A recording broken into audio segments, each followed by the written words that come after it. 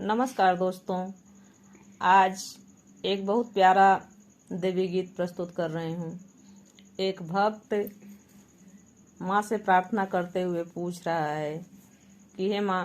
सब कुछ तो झूठा है, तो मैं कैसे आपकी भक्ति करूँ, आपकी सेवा में क्या अर्पित करूँ। इसी भाव को व्यक्त करता हुआ ये गीत है। आइए सुनते हैं। गेहुआ के बलिया झूठा ला सुगनमा हे मैया कैसे कैसे ना तुह के पूड़िया चढ़ई बहे मैया कैसे कैसे ना तुह के पूड़िया चढ़ई बहे मैया कैसे कैसे ना भेलिया गुड़वा झूठा रे लाची उठवा हे मैया कैसे कैसे ना हे मैया कैसे कैसे ना तुह के हलुआ चढ़ई बह मैया कैसे कैसे ना तुह के हलुआ चढ़ई बह मैया कैसे कैसे ना गैया के दूधवा झूठा रे लाबा छड़वा हे मैया कैसे कैसे ना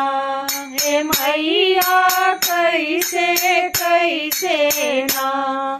तुह के खीरिया चढ़ई बहे मैया कैसे कैसे ना तुह के खीरिया चढ़ई बहे मैया कैसे कैसे ना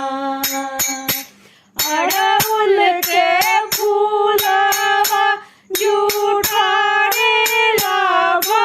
वरवा हे मैया कैसे कैसे ना हे मैया कैसे कैसे ना तुह के हारवा चढ़ई बहे मैया कैसे कैसे ना तुह के हारवा चढ़ई बहे मैया कैसे कैसे ना तुह के हारवा चढ़ई बहे मैया कैसे कैसे ना गंगा के पानिया झूठा रे मछरिया हे मैया कैसे कैसे ना हे मैया कैसे कैसे ना तुह के धरिया चढ़ई बहे मैया कैसे कैसे ना तुह के भरिया चढ़ई बहे मैया कैसे कैसे ना तुह के भरिया चढ़ई बहे मैया कैसे कैसे ना हे जगत तारण जननी जगदम्बा हे मैया कैसे कैसे ना हे मैया कैसे कैसे ना तोहरा करब हम पूजन हे मैया कैसे कैसे ना तोहरा करब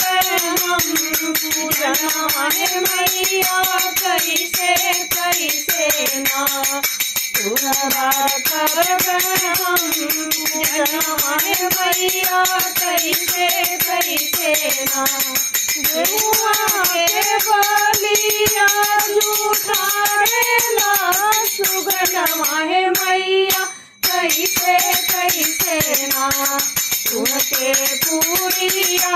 चढ़ई हो मैया कैसे कैसे ना सुन के हलुआ